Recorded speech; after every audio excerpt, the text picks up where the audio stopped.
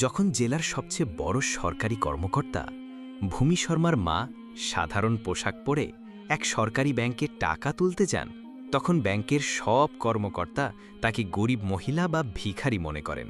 কেউই জানত না এই মহিলা জেলার সর্বোচ্চ কর্মকর্তা ডিএম ম্যাডাম ভূমি শর্মার মা। সবাই ভাবুন, এটা নিশ্চয়ই কোনো ভিখারিনী। এত বড় পেশাদার ব্যাংকে সে কি করতে এসছে? মহিলা ধীরে ধীরে হাঁটতে হাঁটতে কাউন্টারের দিকে এগিয়ে যান। সেখানে রেশমা নামের এক সিকিউরিটি গার্ড বসেছিল। বৃদ্ধা মহিলা রেশমাকে বললেন, বেটি, আমাকে ব্যাংক থেকে টাকা তুলতে হবে, এই নাও চেক। রেশমা চেকটা না দেখেই বলল, তোমার সাহস কেমন করে হলো এই ব্যাংকে ঢোকার? এই ব্যাংক তোমাদের মতো লোকদের জন্য নয়। তুমি কি ভিখারিনী? এটা বড় লোকদের ব্যাংক। এখানে বড় বড় মানুষের অ্যাকাউন্ট থাকে। তোমার মতো মহিলার সাধ্য নেই এখানে কোনো অ্যাকাউন্ট খোলার।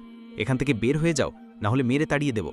মহিলা বললেন, বেটি, আগে চেকটা দেখো, আমাকে 5 লাখ টাকা তুলতে হবে। একথা শুনে রেশমা আরও রেগে উঠল। এটা কি মজা করার জায়গা? তুমি যা বলবে আমি তাই বিশ্বাস করব? তোমার মতো মহিলার 5 লাখ টাকা? জীবনে কখনো দেখেছে এমন টাকা? তাড়াতাড়ি এখান থেকে সরে পড়ো, না হলে টিনে হিস্ট্রে বের করে দেব। ঠিক তখনই ব্যাংক ম্যানেজার তার কেবিন থেকে বের হয়ে জিজ্ঞাসা করলেন, এত চিৎকার করছে কে? রেশমার সঙ্গে সঙ্গে বলল, স্যার, একটা ভিখারি মহিলা কিছুতেই যেতে চাইছে না। ব্যাংক ম্যানেজার রেগে গিয়ে বাইরে আসেন এবং কিছু না শুনেই সেই বৃদ্ধা মহিলাকে এক থাপ্পড় মারেন। থাপ্পড়টা এত জোরে ছিল যে মহিলা দুলে গিয়ে মাটিতে পড়ে যান। ম্যানেজার রেশমাকে বলেন, কি করছো? একে টেনে হিঁচড়ে বাইরে বের করো। কোথার থেকে যেমন লোকজন চলে আসে। রেশমা তখন জোর করে সেই মহিলাকে ব্যাংক থেকে ধাক্কা দিয়ে বের করে দেয়। সেই সময় ব্যাংকে উপস্থিত সব গ্রাহক ও কর্মীরা চুপচাপ দাঁড়িয়েছিলেন। কেউই জানতেন না যে এই মহিলা আসলে জেলার ডিএম ভূমি শর্মার মা। আর পুরো ঘটনা ব্যাংকের সিসিটিভি ক্যামেরায় রেকর্ড হচ্ছিল।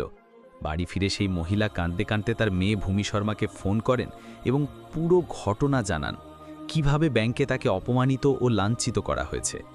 এটা শুনে ভূমি ভেতর থেকে কেঁপে ওঠেন। এটি তার কাছে আগুনে পোড়ার মতো কষ্টদায়ক। তিনি কাঁদতে কাঁদতে মাকে বলেন, মা, আগামীকাল আমি নিজে তোমার সঙ্গে ব্যাংকে যাব এবং তোমার টাকা তুলব। পরের দিন সকালে ডিএম ভূমি শর্মা সাধারণ একটি সুতির শাড়ি পরে মায়ের সঙ্গে ব্যাংকে যাওয়ার জন্য প্রস্তুত হন। মা মেয়ে একে অপরকে জড়িয়ে ধরেন, চোখে জল, গর্ব আর বেদনার মিশে। ভূমির মায়ের চোখে জল, কিন্তু মেয়ের প্রতি গর্ব আছে। তিনি কত কষ্ট করে তাকে বড় করেছেন, লেখাপড়া করিয়েছেন এবং আজ সে এত উঁচু পদে পৌঁছেছে।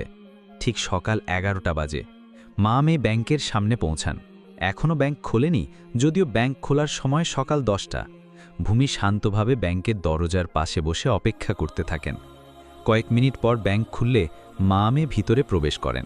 তাদের পোশাক এতটাই সাধারণ ছিল যে সেখানে উপস্থিত গ্রাহক ও কর্মীরা তাদের সাধারণ কোনো গ্রামীণ মহিলা বলে ধরে নেয়।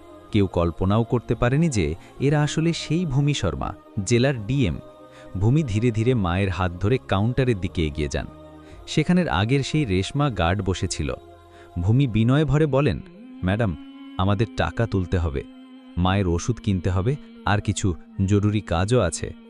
রেশমা দুজনকে মাথা থেকে পা পর্যন্ত ভালো করে দেখে। শাড়িতে এক বৃদ্ধা এবং সাধারণ জামাকাপড়ে এক তরুণী। কোনো দিক থেকেই তারা কর্মকর্তার মতো মনে হচ্ছিল না। রেশমা ব্যঙ্গ করে বলল, আপনারা হয়তো ভুল করে অন্য ব্যাংকে চলে এসেছেন। এই ব্রাঞ্চ হাই প্রোফাইল ক্লায়েন্টদের জন্য। ভূমি হালকা হেসে উত্তর দিলেন, একবার চেক করে দেখুন না ম্যাডাম। রেশমা অনিচ্ছার স্বরে খামটা নিয়ে বলল, আসতে একটু সময় লাগবে, ওখানে বসুন। ভূমি মায়ের হাত ধরে এক কোণের ফাঁকা চেয়ারে বসে পড়লেন। মাকে পানি দিলেন এবং নিজেও চুপচাপ বসে রইলেন। ব্যাংকে থাকা লোকেরা তাদের একভাবে তাকিয়ে দেখছিল। সাধারণত এখানে আসতেন ধনী ব্যবসায়ী, অফিসার এবং প্রভাবশালী ব্যক্তিরা। দামি দাঁড়ি আর চকচকে পোশাক পরে।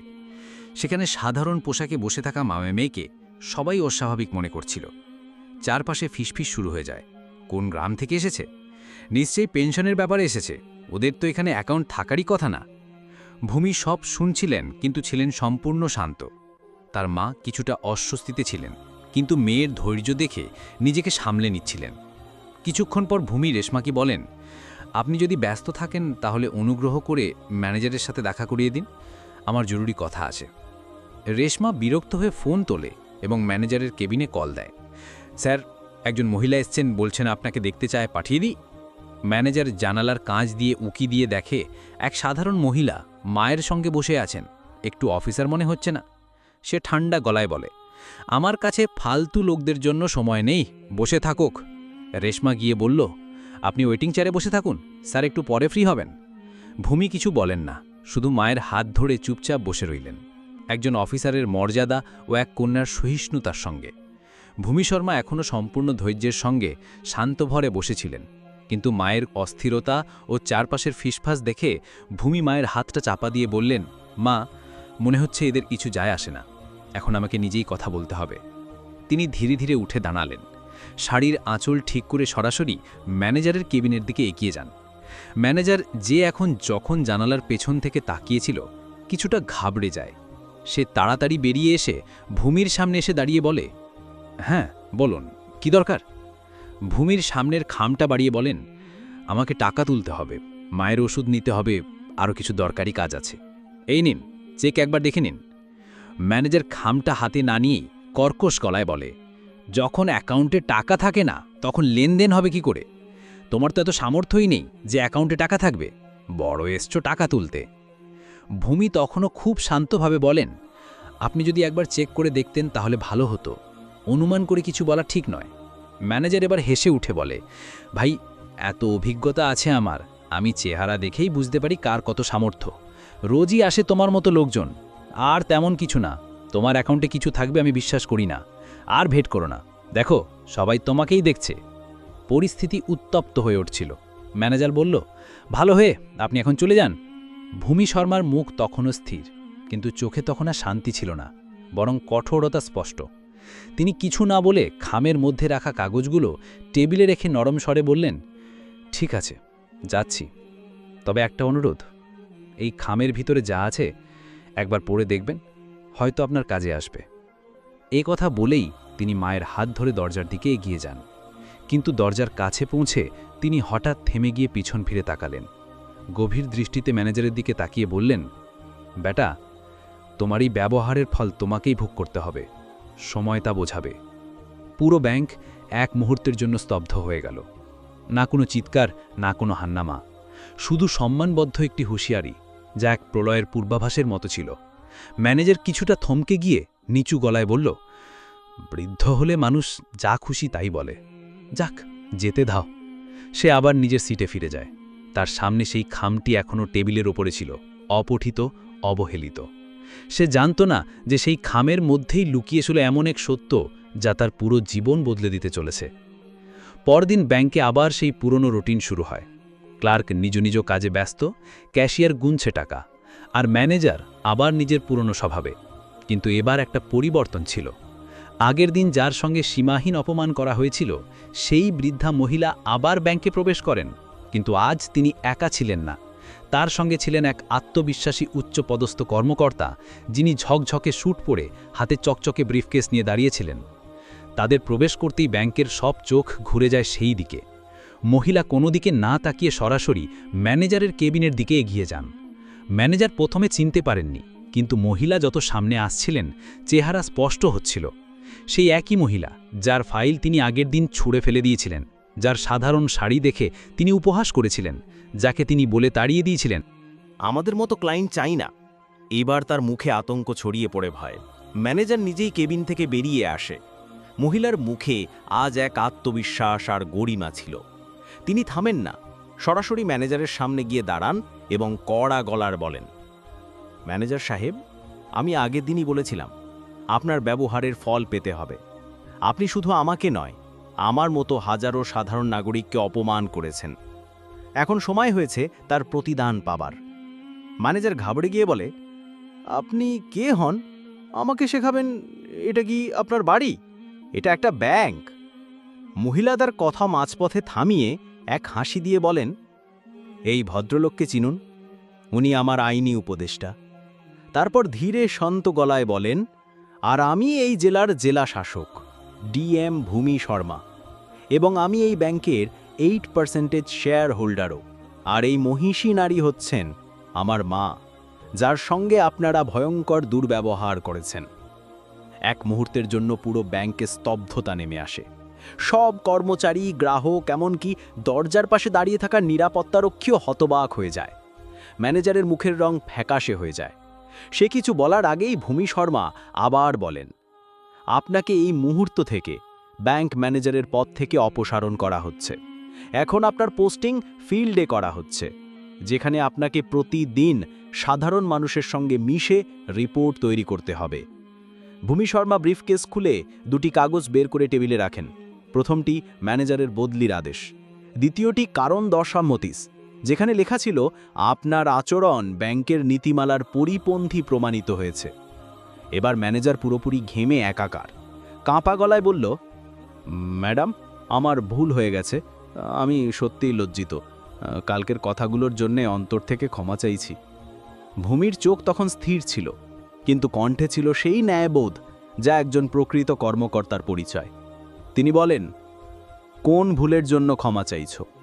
শুধু আমাকে অপমান করেছিলে, নাকি সেই সব সাধারণ গ্রাহকদের যারা সাদা মাটা পোশাকে আসে আর যাদের তুমি শুধু জামা কাপড় দেখে বিচার করো? ব্যাংকের গাইডলাইন পড়েছ কখনো? তাদের স্পষ্ট লেখা আছে, প্রত্যেক গ্রাহক সমান, কেউ ধনী বা গরিব নয়। কোনো কর্মচারী যদি বৈষম্যমূলক আচরণ করে, তার বিরুদ্ধে কঠোর ব্যবস্থা নেওয়া হবে। এক মুহূর্ত থেমে আরও কঠোর গলায় বলেন, আমি চাইলে আজই তোমাকে বরখাস্ত করতে পারতাম, কিন্তু আমি তোমাকে নিজেকে সংশোধন করার একটা সুযোগ দিচ্ছি।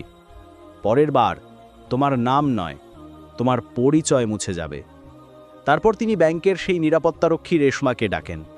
রেশমা ভয়ে কাঁপতে কাঁপতে সামনে আসে, চোখে জল, কাঁপা হাতে বলেন, ম্যাডাম, দয়া করে ক্ষমা করে দিন, আমি খুব বড় ভুল করেছি। ভবিষ্যতে আর কখনো কাউকে এভাবে বিচার করব না। ভূমি শর্মা তার দিকে তাকিয়ে বললেন, কাপড় দেখে কখনো কাউকে ছোট মনে করো না। আজকের শিক্ষা সারা জীবন মনে রেখো। ব্যাংকের পুরো স্টাফ তখন মাথা নিচু করে দাঁড়িয়েছিল। ভূমি সবার দিকে তাকিয়ে বললেন, পদ নয়, চিন্তাধারা একজন মানুষকে বড় করে। যে মানুষ মানবিকতা বোঝে, সেই প্রকৃত কর্মকর্তা। কথা বলে ভূমি শর্মা তার মায়ের হাত ধরে ব্যাংক থেকে বেরিয়ে যান। ব্যাংকের ভেতরে কিছু মুহূর্তের জন্য আবার নীরবতা ছেয়ে যায়। তারপর ধীরে ধীরে সবাই একে অপরের দিকে তাকায়। তাদের চিন্তাধারা বদলে গিয়েছিল। সেদিনের পর থেকে ব্যাংকের পরিবেশ বদলে যায়। প্রত্যেক গ্রাহক সম্মান পেতে শুরু করে। কারো শাড়ি দেখে তাকে আর গরিব বলা হয়নি। সবাই বুঝে গিয়েছিল, কখনো সাধারণ মানুষকে তুচ্ছ ভেবো না, হয়তো সেই মানুষটাই একদিন তোমার সামনে বিশেষ হয়ে দাঁড়াবে। বন্ধুরা, এই গল্পটি আমাদের একটি গভীর শিক্ষা দেয়। আমাদের দেশে প্রায়ই দেখা যায় মানুষ অন্যকে তার পোশাক, অবস্থা বা অবস্থান দেখে বিচার করে, কিন্তু এই গল্পটি আমাদের শেখায়, কাউকে তার পোশাক বা সরলতার কারণে কখনই ছোট ভাবা উচিত নয়। হয়তো সেই মানুষটি আপনার থেকেও অনেক উচ্চ পদে বা সম্মানীয় অবস্থানে রয়েছে। প্রত্যেক মানুষকেই সমান সম্মান দেওয়া উচিত। ধনী বা গরিব, সবার সঙ্গে মানবিক আচরণ করাই সত্যিকারের মনুষ্যত্ব। এই আমাদের সংস্কৃতি, আমাদের সভ্যতা। যদি এই ভিডিওটি আপনাদের ভালো লেগে থাকে, তাহলে অবশ্যই লাইক দিন, আমাদের চ্যানেল সাবস্ক্রাইব করুন, আর নিচে কমেন্ট করে জানান আপনি কোন শহর, কোন রাজ্য বা কোন দেশ থেকে দেখছেন। জেনে আমাদের খুব ভালো লাগবে আমাদের গল্প কতদূর পৌঁছচ্ছে। আবার দেখা হবে নতুন কোনো বাস্তব ও শিক্ষণীয় গল্প নিয়ে। ততক্ষণ পর্যন্ত জয় হিন্দ।